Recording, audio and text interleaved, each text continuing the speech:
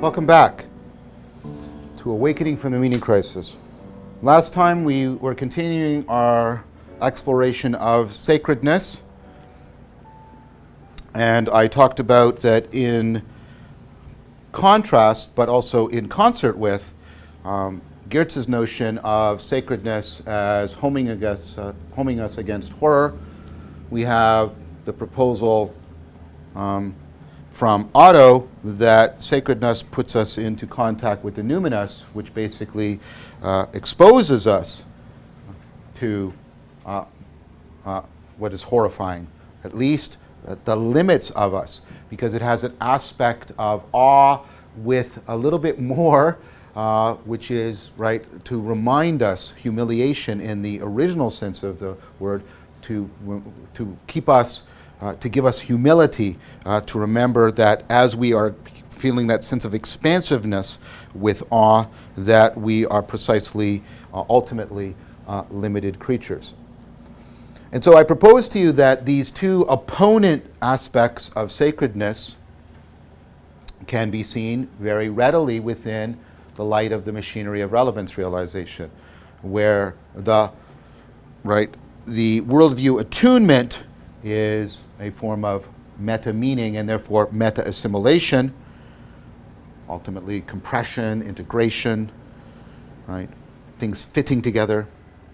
We get an opposite, which is the meta-accommodation afforded by confronting the numinous in awe and potentially horror. And we talked about how horror is about exactly the demand, the confrontation with that which demands from us unanswerable, unachievable accommodation. So I propose to you that what sacredness is to play with, seriously play with the machinery of relevance realization as found within the primordial aspects of religio, and that doing this would be deeply advantageous to us because it is so foundational to our agency, to the world as an arena for our action, to our capacities for self-transcendence, and so forth. But caught up with that, when I invoked music as an example of this, right, was the idea that we often do this serious play by engaging in symbolic behavior. And so I'm putting the symbol here as something that has the capacity to, right, can function both ways. It can bring us into meta-accommodation, but of course it can also bring meta-assimilation. It can bridge between these two, and it can go in both directions. And so we are starting to unpack what the symbol is.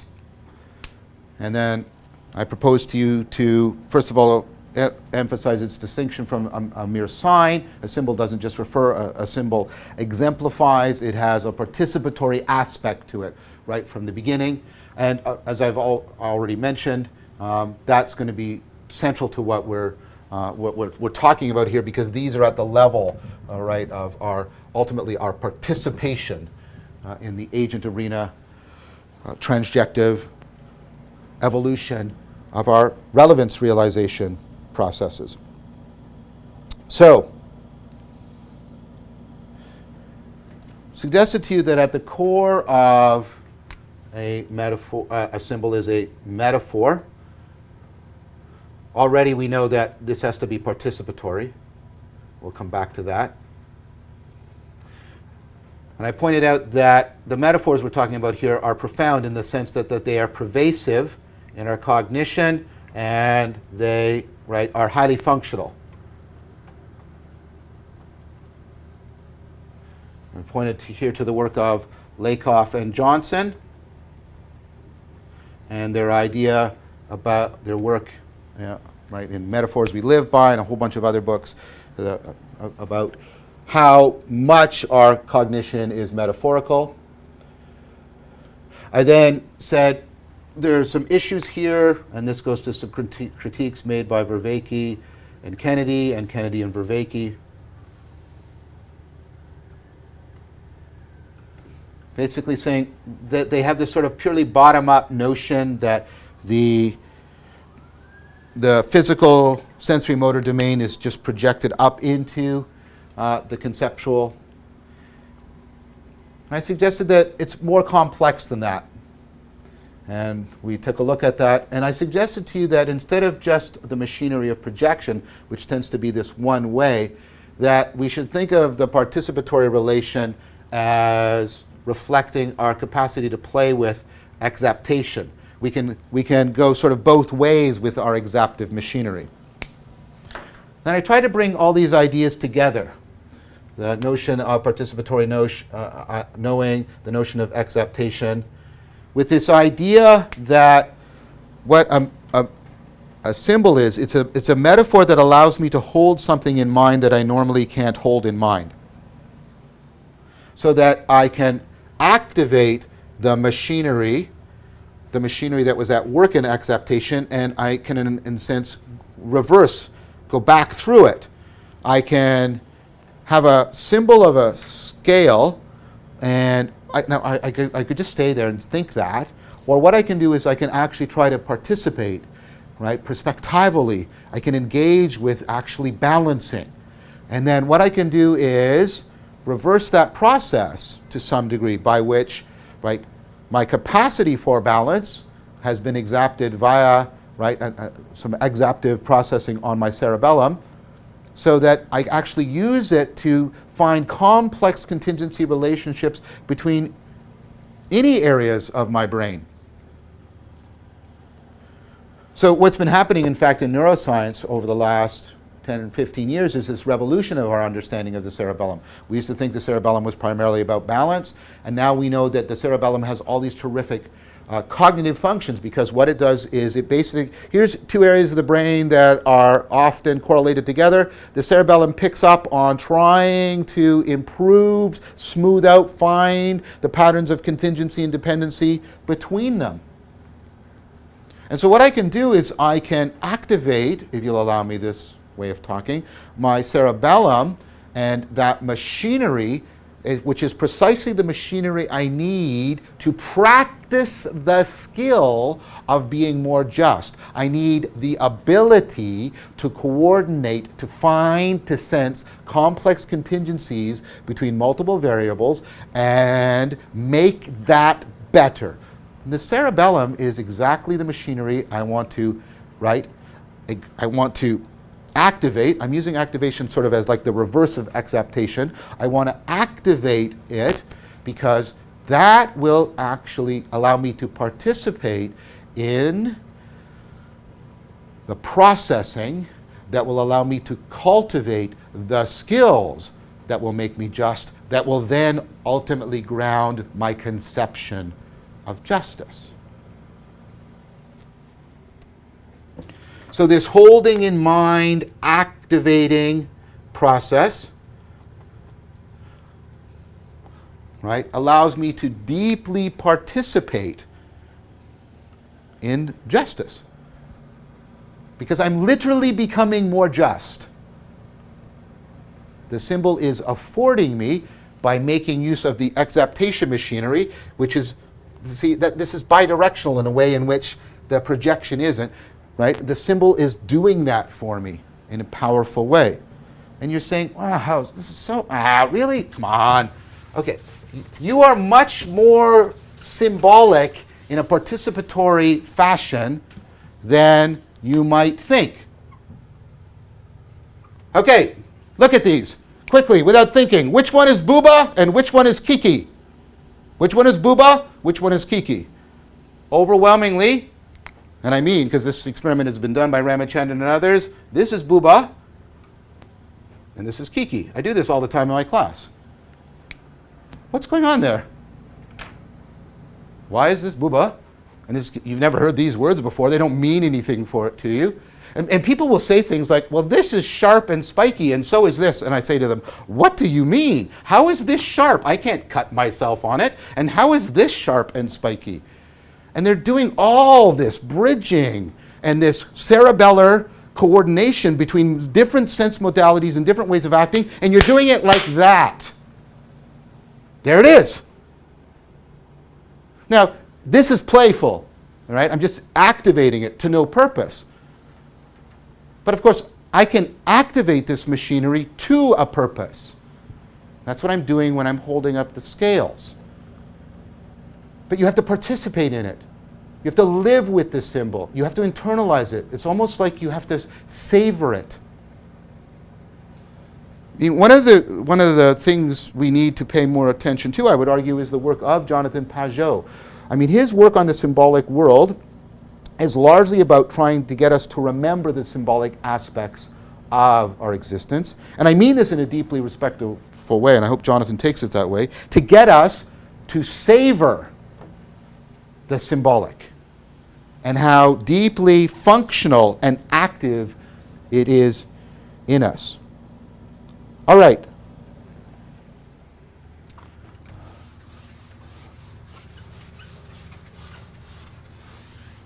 So symbols are participatory in this fashion that I've tried to explain to you.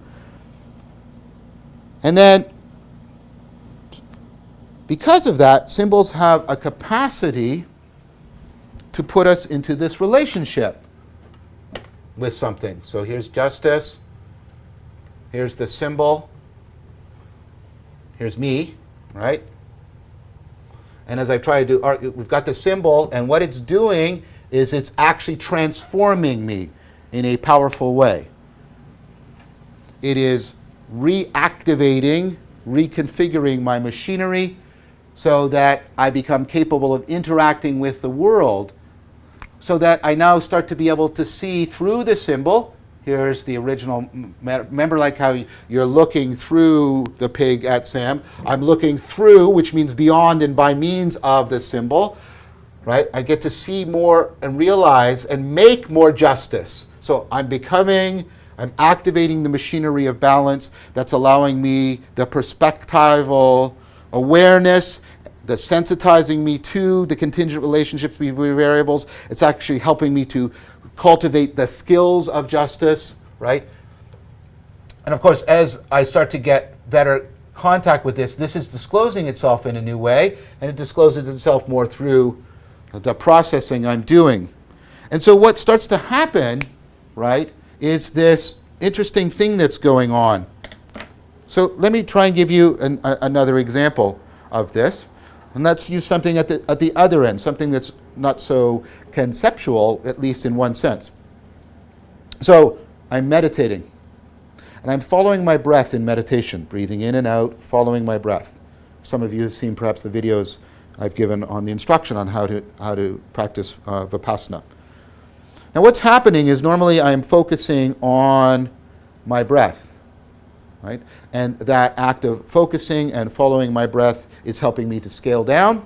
And we've talked about that, scale down my attention. And for a long time it can stay that way. But what can happen is I can become sensitized by scaling down, because you increase your sensitivity, to how much in process my mind is. So I'm normally thinking of my mind as a thing. I might even think that my mind is a container that contains things. Like, here's my mind, and in it is an experience of pain, for example. But when I practice watching my breath, I start to realize that's not actually how my mind is unfolding. My mind really isn't like a container in that sense. It's much more like my mind is a very fine-grained process, and even something like pain isn't a thing. There's paining, and it's multiple. When I'm watching my pain, for example, I've got a pain in my leg while I'm meditating. There's all these different layers. There's all these things unfolding and happening in a complex fashion. It really isn't a noun. It's much more like a verb, and it's really not something I possess. It's really much more something I participate in. And so, do you see what I'm saying? The breath starts to become a participatory symbol of the impermanence of things, how much they are interconnected and flowing. And that can then, of course, have an impact on my sense of myself, that maybe I'm much more impermanent and interconnected.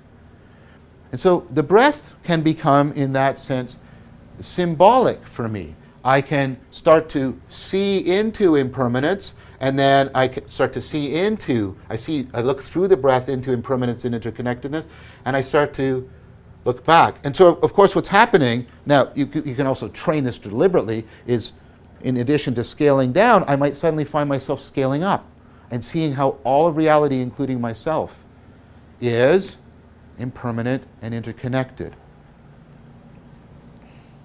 So notice what the symbol is doing for you here, right?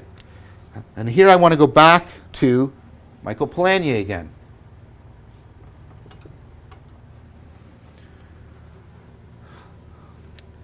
Let's take another symbol.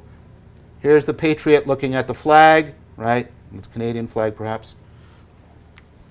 Oh, Canadians have a weird attitude towards their patriotism. Let's make it an American flag because that's more prototypical, right? Okay, there's an American flag. Okay. It has to do with America was born out of a revolution where we sort of were birthed from Great Britain in a much more familial relationship. There's nothing deep there. I'm just pointing out why I shifted my example. So Polanyi says, when you're looking at a flag, of course, you're always doing that thing he talked about. All their subsidiary awareness is being, right, integrated together into your focal awareness. Now, normally, what I'm doing all of this because what I'm interested in is what I'm focally aware of. I'm interested. So when I want to drink, I'm doing all of this subsidiary integration into my focal awareness of the bottle because what I'm actually interested in is the bottle. I need to get the bottle and to drink, right? But sometimes, and again, notice my language, we play with this.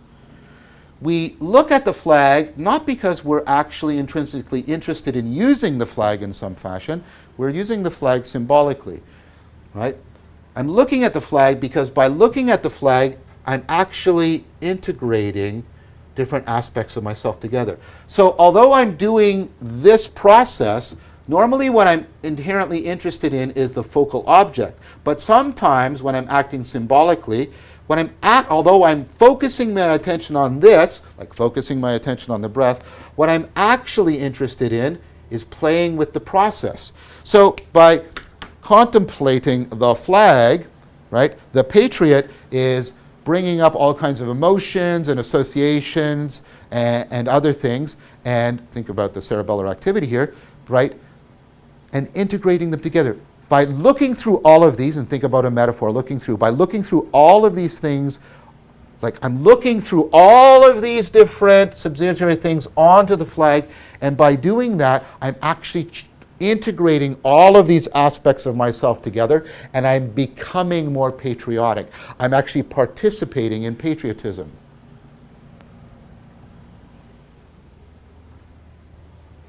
Now that's powerful, right?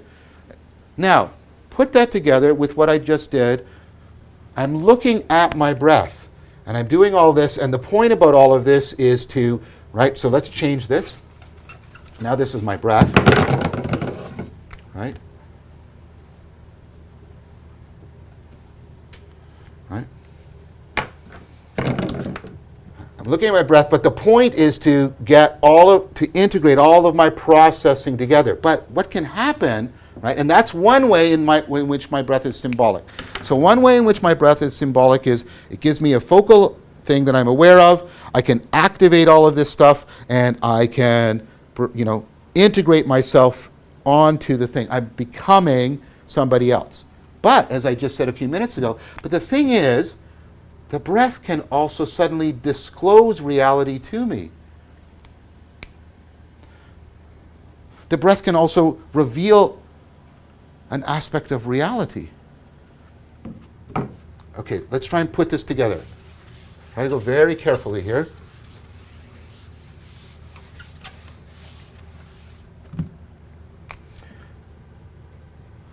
At one stage, I'm doing this, and what I'm interested in is this. This is my inherent interest.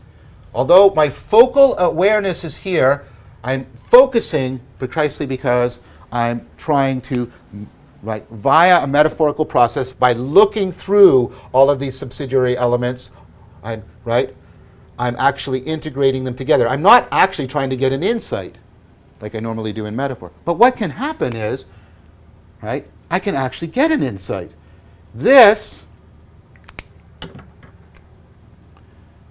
can suddenly reveal aspects of the world to me, the impermanence and interconnectedness. And now I'm actually interested in my breath, because my breath is a symbol in another sense. My breath is a symbol in that it allows me to see into the impermanence and interconnectedness of reality. Notice what can happen is I can resonate between these.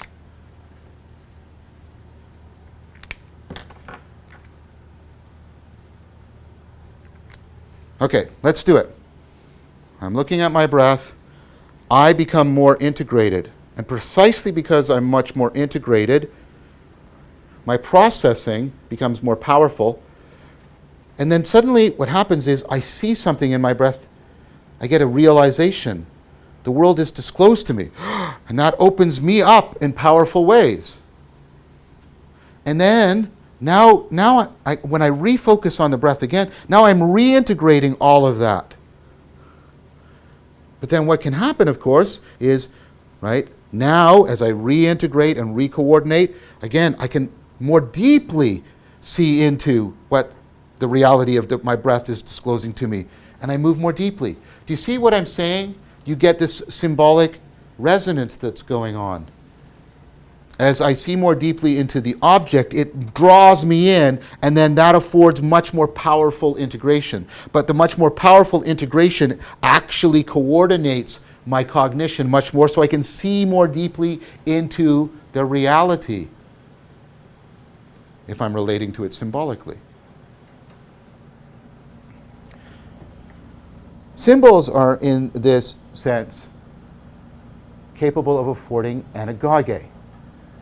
They are capable of giving you this capacity whereby I get inner optimization, and then I see more deeply into the thing. And then by seeing more deeply into the thing, I get more inner optimization, and the whole process flows anagogically. So I'm looking at the balance. And then I activate all of this machinery, and then I look through it at the symbol, and I'm looking through it at justice and coordinating all the things, right? But then I start to see aspects in the balance that I hadn't seen before, precisely because of how sensitized I am to the symbol. I start to see how, right, it's actually never completely stable. If you look at the pictures, the scales, they're often always off. Balance is something, right, very much a process, not a thing. And then that causes me to activate different aspects of myself.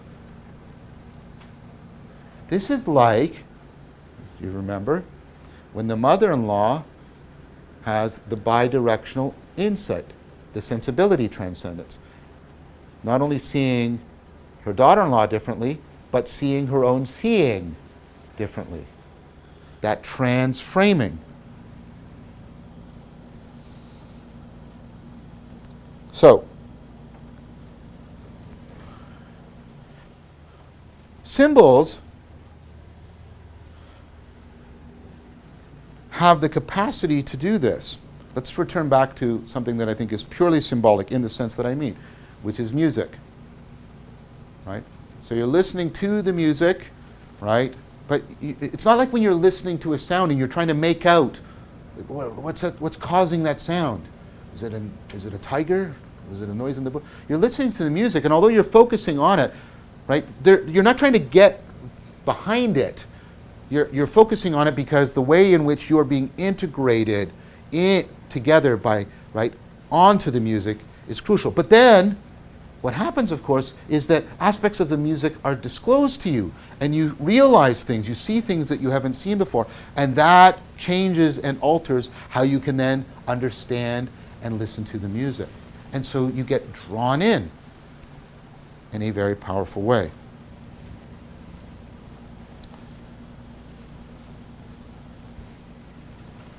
Now, let's put this together with all of this machinery together with another aspect of the symbol that I've already hinted at, right? Which is, of course, the way in which symbols are putting you into confrontation with what is potentially mysterious. So here's your frame, right?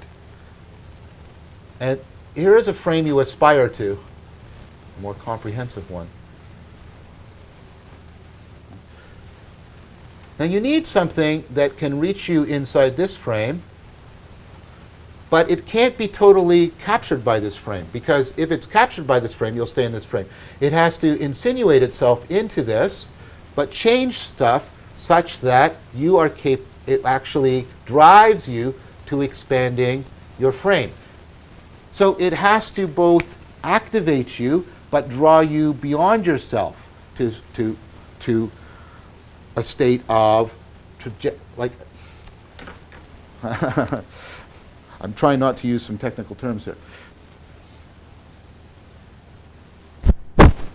What a symbol has to do, right, is it has to reach into your worldview. But remember what the Gnostics were talking about here. Remember how you're existentially entrapped. You want to be in another worldview. You want to find that worldview viable. You need something that can come into this worldview, but won't be stable within it. It has to be it has to be transgressive. It has to shake things up and then, right, put you into all of this machinery that we've been talking about, but in a way that is making you move to and become capable of dwelling within that more expansive worldview. In this sense, symbols are deeply ecstatic. We get our word ecstasy from this, but what this literally means is a symbol helps you to stand beyond yourself. So let's go back to the example, right? I'm trying to use as many examples as possible. I've got the scales.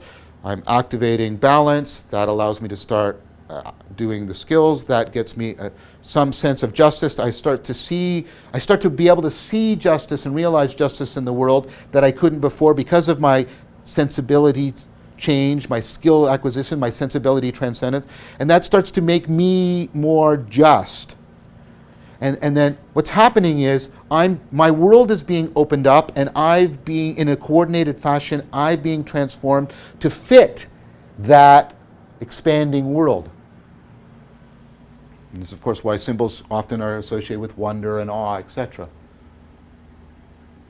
So symbols are ecstatic in that fashion.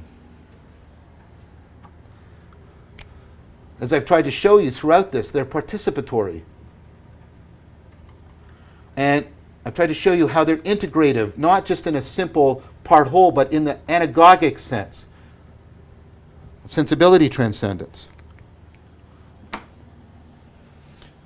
They're integrating you together, right? Language slows you down so much. They're integrating you together, they're integrating a new world together, and they're integrating that new world together as they're integrating you together in an integrative fashion.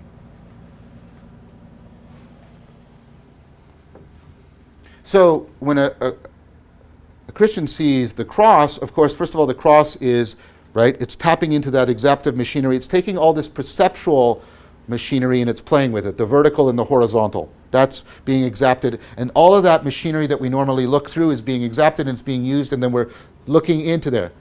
And if we're receptive, and of course, the question is why some people are, why some people aren't, right? But if we're receptive, then that interaction starts to affect us. We start to become a different kind of person as we're integrated in our attention on the cross. But that, of course, starts to also disclose to us aspects of reality that we normally might not be able to hold in mind, like suffering, like the relationship between eternity and time. And those go from being ideas to things that we are confronting, engaging with. And they can draw us in, which then, of course, integrates me more powerfully while disclosing a world.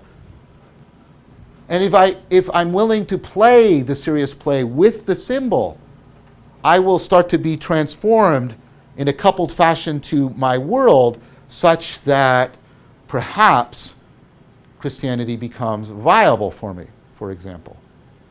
This is how symbols work.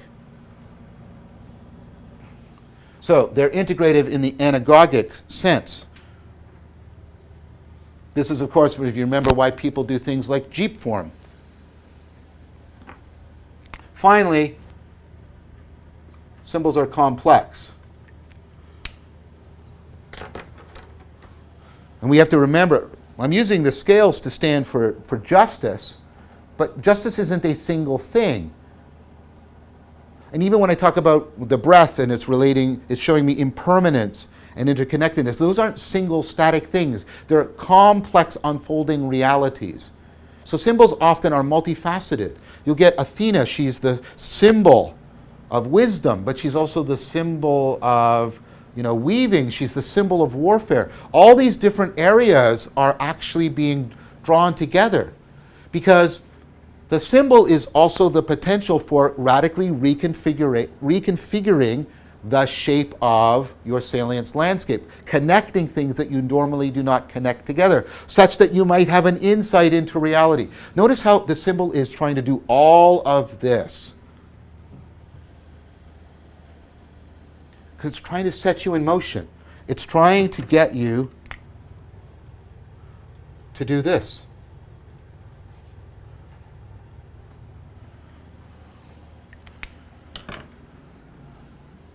And in that sense, if you'll forgive the little bit of playfulness, it's epic. It's trying to draw you into something epic.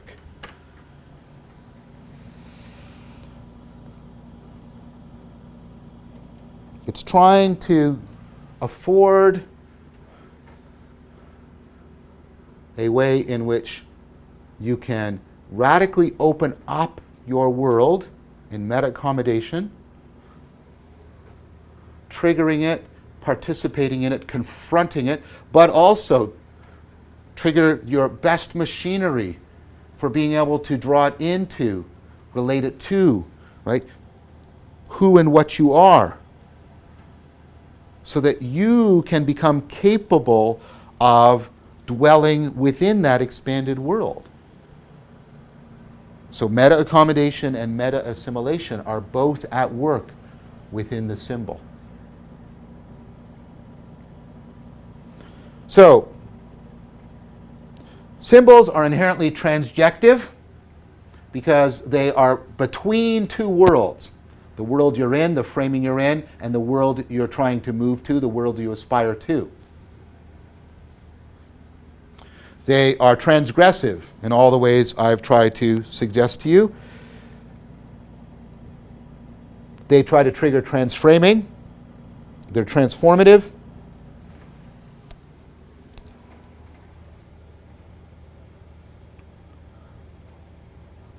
Now, how does all of that machinery relate to sacredness? Well, I've already shown you how it can be bound up with awe and horror and wonder, but let's make this a little bit more precise.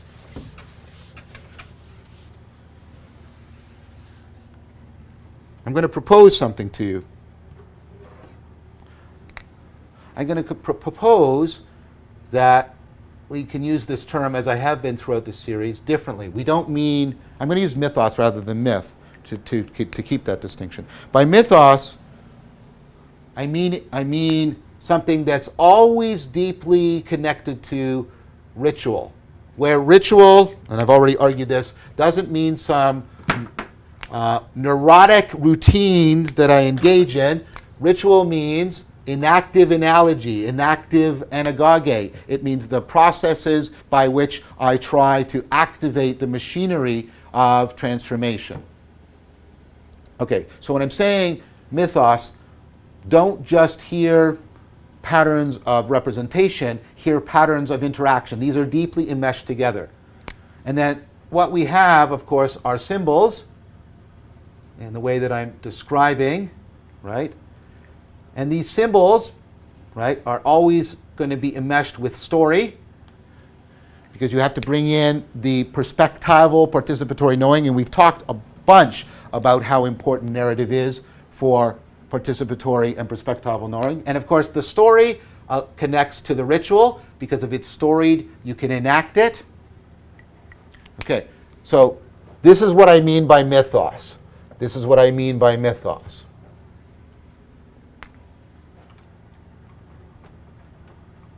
When we have a mythos that is about religio, such that we can activate religio and seriously play with it in order to enhance its capacities for meta-assimilation, meta-accommodation, that's sacredness.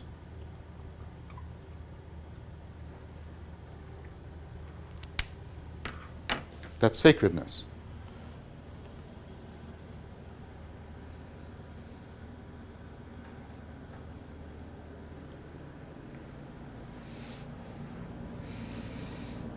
Of course, we can make use of mythos, right, for other things, right, for other patterns that we care about. We can, of course, our religio is always at work just in our day-to-day interactions with the world. But when we want to activate, accentuate, articulate religio itself, we rely on mythos to do that. Because our relationship to religio is one that can only be born symbolically because of the primordial participatory nature of religio. Now here's something else. Of course, at the core of religio, as I've argued, is relevance realization. And one of the things we know, because of the phenomena of insight and the phenomena of flow, is one of the things that relevance realization is intrinsically interested in is itself. Relevance realization, because it is a self-organizing, self-transcending, self-correcting process. Remember, in insight, you are correcting for a misleading salience pattern, given an incorrect problem formulation. Relevance realization is intrinsically set up to be interested in itself. This is part of its structural design. If your relevance realization machinery is not directed toward to being interested in itself, it's ultimately not a self-organizing, self-correcting, self-developing process, which would mean it would cease to be relevance realization. It is constitutively necessary of relevance realization that it finds itself inherently interesting.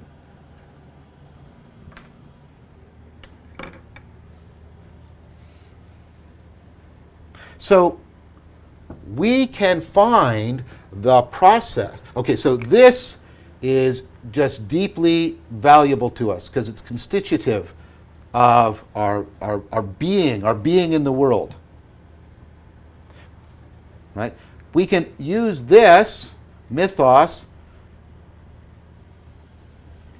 to activate, articulate, accentuate, celebrate religio. And of course, we find that a deeply interesting thing to do because relevance realization is set up by its evolutionary heritage to be intrinsically interested in itself. And so we are going to find all of this deeply valuable, deeply meaningful. This is the machinery of meaning making, and then we're using mythos to celebrate it and trigger the fact that relevance realization is constituted to finding itself interesting.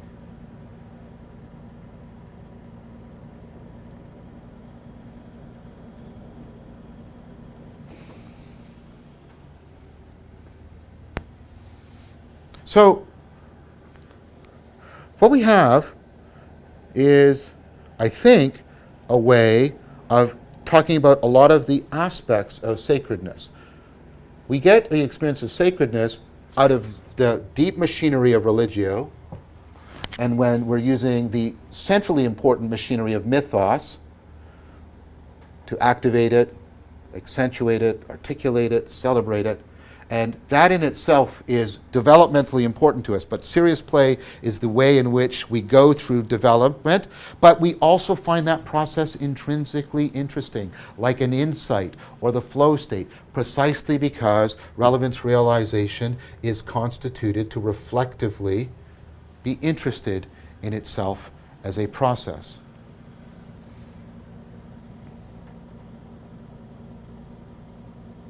Now, the question is, yes, okay, maybe all of that's right. Maybe what I'm doing in sacredness is using mythos in order to celebrate and appreciate and accentuate religio. And I'm going to find that valuable because religio is inherently valuable to me, and relevance realization is inherently interested in itself. I get all of that, and I get why this can be so deeply transformative of people and why it can, right, open up their world and open up themselves in this way that feels like making love with reality. But still, you're not getting the essence of sacredness. Because the essence of sacredness is in the sacred.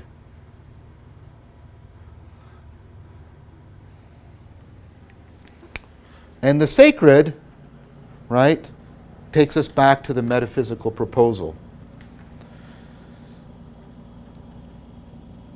The metaphysical proposal is the proposal that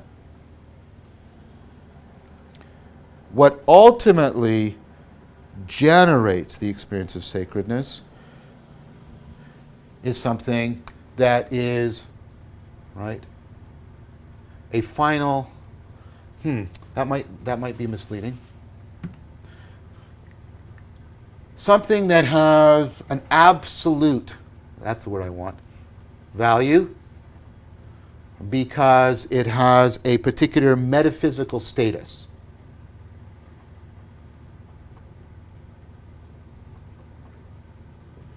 Namely, it is supernatural. It is above nature. And its aboveness means that it is always inherently valuable to us, and therefore we will find it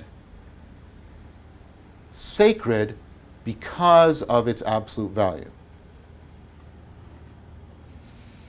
Now, this carries with it a particular way of understanding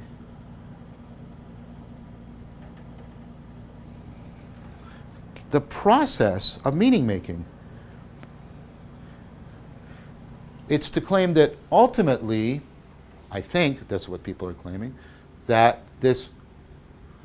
there are things, maybe that's the wrong word, but language is failing me. I'll use this word as neutrally as I can. There are things that are always of relevance to us. What I'm suggesting to you is that this is the claim that there is an essence to relevance.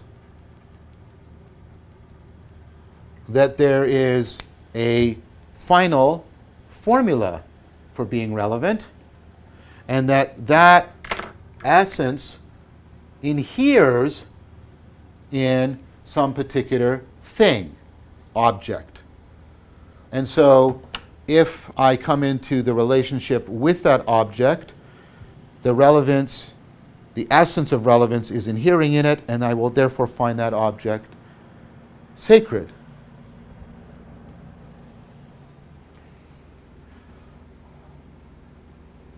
I'm trying to be respectful here, but I think this is ultimately a mistake.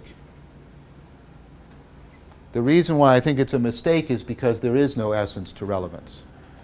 There isn't even a thing. There is only the ongoing process of relevance realization. Right? There is nothing other than itself that is intrinsically interesting to relevance realization.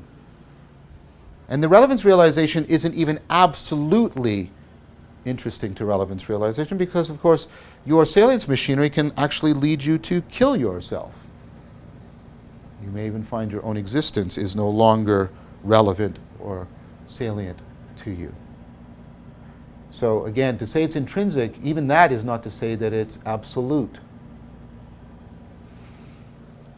The notion of sacredness here seems to me to be a category mistake. It seems to me to be saying that there is something, someone, some place that essentially, absolutely, always is relevant. But that is to misunderstand the nature of relevance. It's to confuse the products of relevance realization with the process of relevance realization. And that, of course, is a hallmark of one of the ways in which we make mistakes. We get fixated on the products of our cognition and not paying attention to the process. Let's go back to the Gnostics. Remember that one of the things that their contemporary apostolic Christians criticized them for is that they were constantly inventing new myths in this sense of mythos, because they saw the relationship to sacredness as an evolving one, a deeply transgressive one, a one that was supposed to always be launching you into a trajectory of transframing. Might this suggest another way of understanding sacredness that I think would be respectful to a lot of the texts considered sacred without committing us to or needing the supernatural as a category?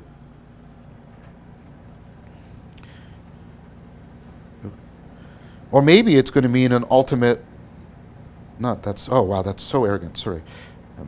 That's not what I want to say. Maybe it means a significant, transformation of what we've ever meant by this term supernatural. I don't know.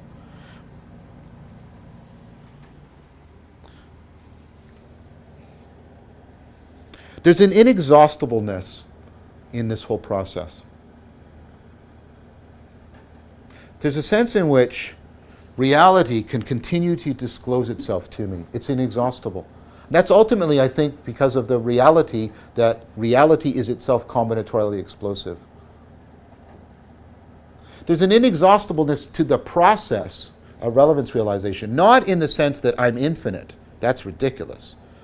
But in the sense that the process is constantly evolving. It is constituted by its evolution. It is not something other than its evolution. What if sacredness is not about finding the completion, the essence, the stabilized final form?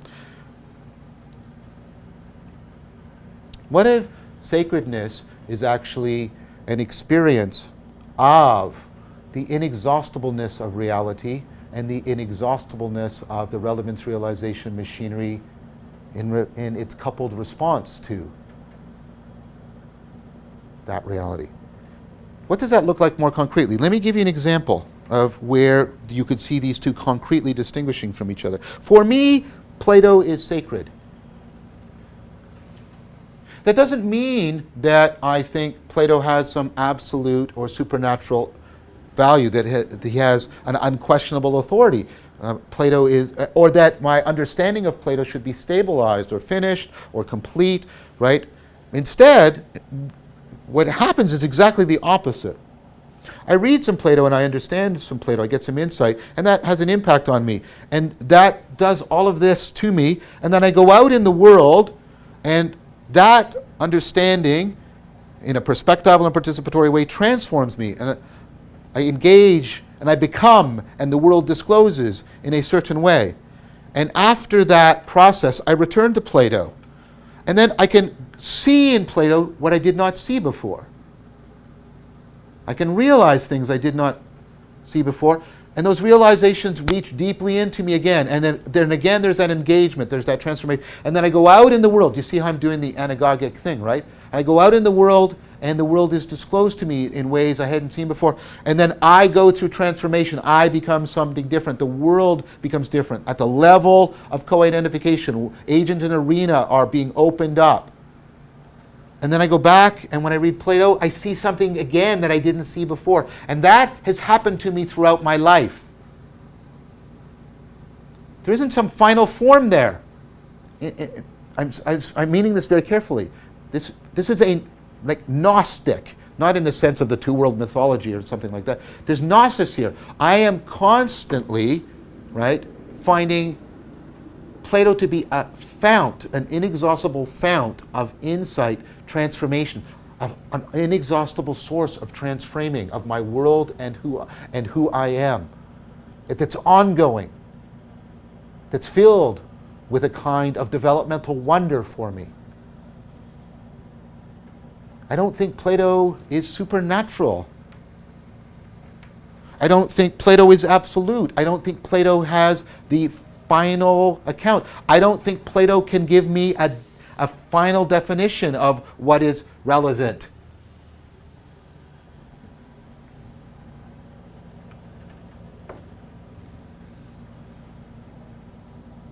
But nevertheless, again and again and again, I get into symbolic resonance with the text. I see through it. And then the world reaches back through it to me. I mean, even Nietzsche has this, right? If you stare long enough into the abyss, it begins to stare back through you. He has a kind of sacredness around that. But it's, of course, open-ended. It's deeply symbolic. Read also Sprach Zarathustra. But as I said, I think it's bound up with a problematic grammar of simply inverting Christianity. I don't want to invert Christianity. That's not what I'm proposing to you at all. I'm trying to suggest to you that the idea I propose to you about what sacredness is can be connected to an alternative proposal of what the sacred is.